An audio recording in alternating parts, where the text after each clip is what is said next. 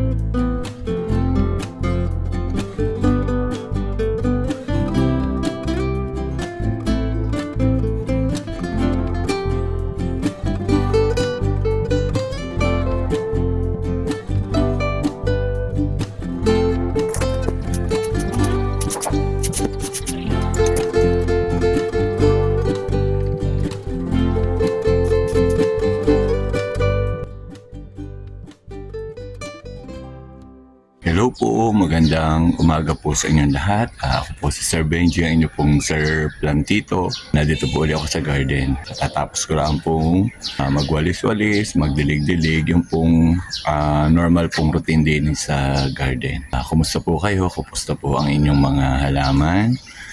Malapit-lapit na po ang tag-ulan kaya mag-i-enjoy na naman po ang ating mga halaman.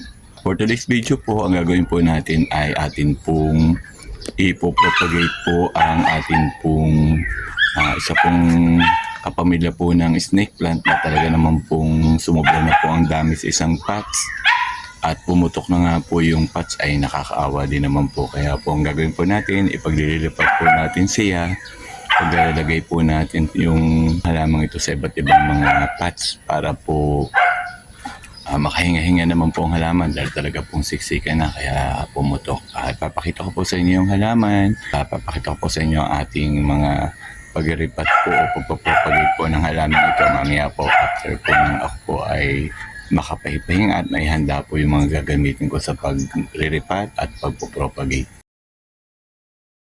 Ito po ang atin pong halaman na need po nating i-transfer na po sa ibang paso, sa malaking paso. At talaga naman po nakakaawa na po at putok na po sa kadamihan na po niya. So ang gagawin po natin ay iriripat po natin at ipopropagate. Ito po ay kapamilya rin po ng snake plant. Mamaya po iriripat po natin siya at ipopropagate.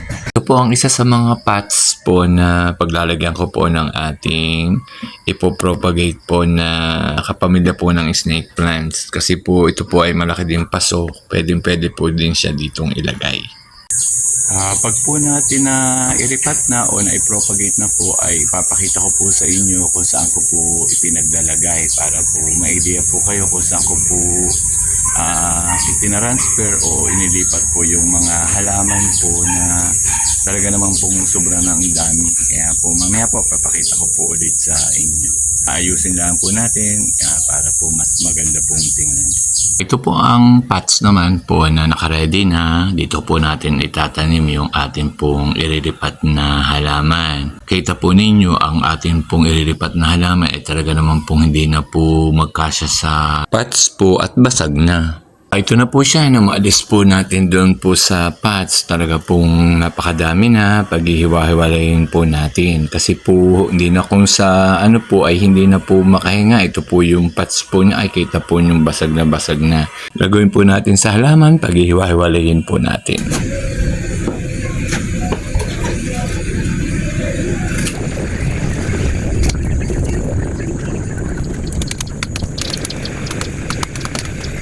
Ito Ito na po, nung mapag-iwalay po natin ay talaga po namang napakarami po niya. Kaya marami po tayong maitatanim. Ang ginawa po natin, dinivide na po natin dun po sa bawat paso para alam po natin kung tama po ang dami ng malalagyan.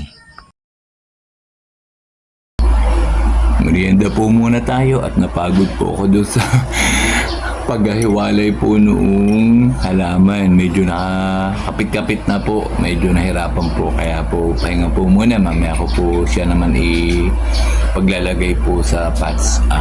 Merienda po muna tayo. Mamaya ko po ulit itutuloy yung ginagawa ko.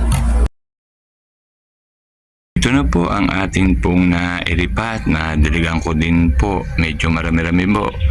Kapag po ito ay naging stable at lalo pong gumanda, pwede na po ulit nating ipagbili. Marami naman po ang gusto po ng halamang ito kasi maganda rin din po itong pang indoor plant. Finally po, nakatapos na po tayo ng paglilipat po ng halaman. So marami na po ulit tayong may pagbibiling halaman.